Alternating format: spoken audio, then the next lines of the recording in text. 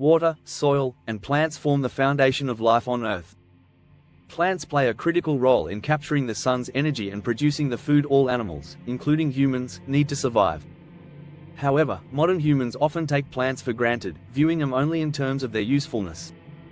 Plants that don't serve an obvious purpose, or those we find inconvenient, are often destroyed. Plants, however, are part of a delicate balance in nature. For example, the sagebrush plains in the west are home to animals like the pronghorn antelope and sage grouse, which rely on the sage for food and shelter. Despite this, large-scale campaigns are underway to eradicate sagebrush to make way for more grasslands, often without considering the consequences for wildlife or the environment. Chemical sprays, now widely used to kill unwanted plants, are causing extensive damage. The destruction of native plants doesn't just affect the plants themselves, it also harms animals that depend on them, like birds, insects, and larger wildlife.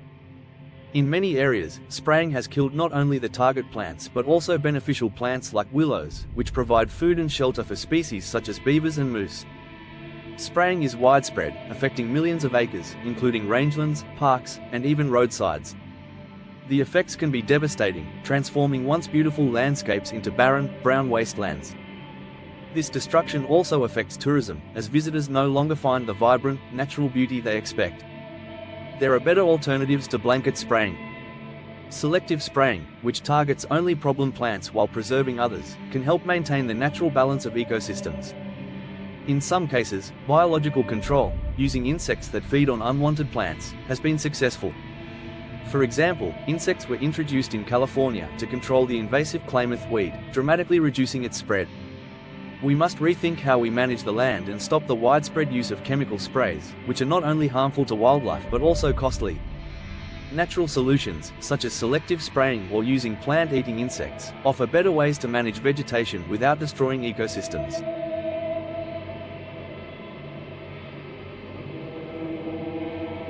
Humans have a long history of destroying wildlife, and now we're adding to this with the widespread use of chemical insecticides. These chemicals, sprayed on large areas of land, kill not only insects but also birds, mammals, fish, and other wildlife. Unfortunately, those who use these chemicals often dismiss the harm they cause to other life, focusing only on their goal of killing pests. One of the most harmful practices is the large-scale spraying of chemicals like aldrin and dieldrin. These are extremely toxic substances, often chosen because they are cheap, not because they are safe. For example, in Michigan, huge areas were sprayed to kill the Japanese beetle, even though there was little evidence that the beetle was a serious problem. This led to widespread death among birds, animals, and even domestic pets like cats and dogs. In many areas, bird populations were nearly wiped out, and other animals, such as squirrels and rabbits, also suffered heavy losses. People reported seeing dead and dying birds everywhere.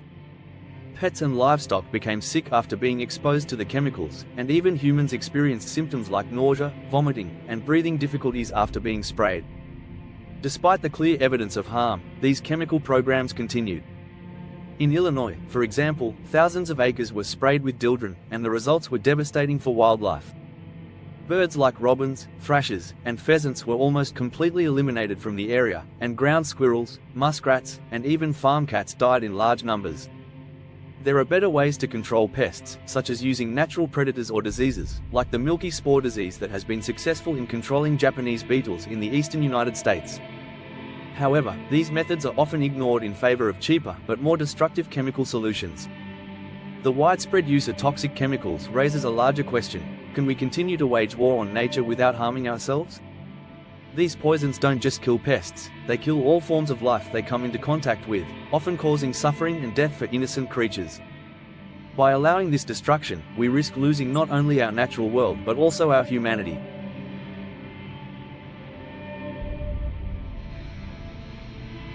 Across the United States, birds have begun disappearing, leaving mornings eerily silent where bird songs once filled the air.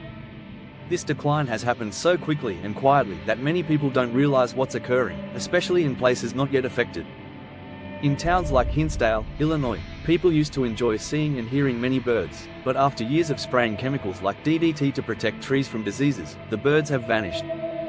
One woman noticed the disappearance of cardinals, chickadees, and robins from her garden, and her children, confused by what they learned in school about birds being protected, asked if the birds would ever come back. This pattern of bird deaths is seen across the country.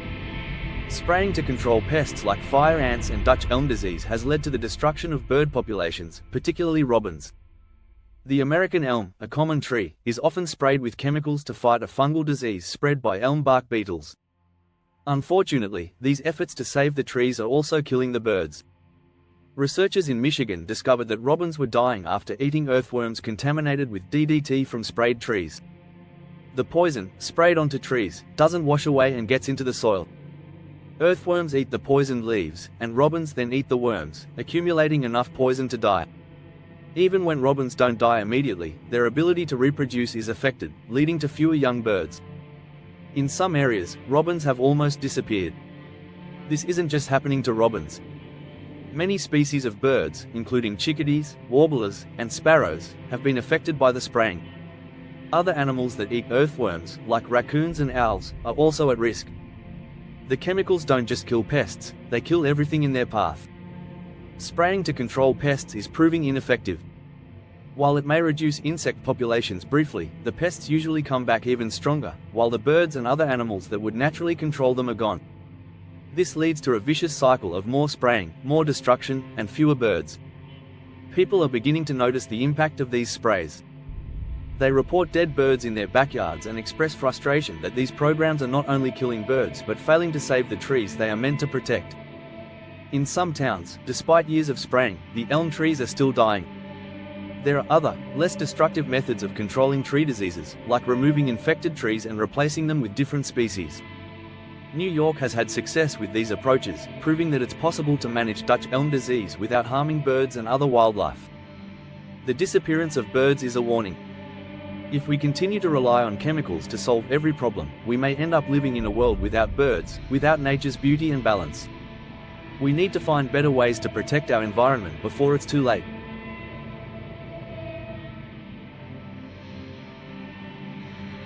For thousands of years, salmon have followed rivers from the ocean back to their birthplaces to lay their eggs.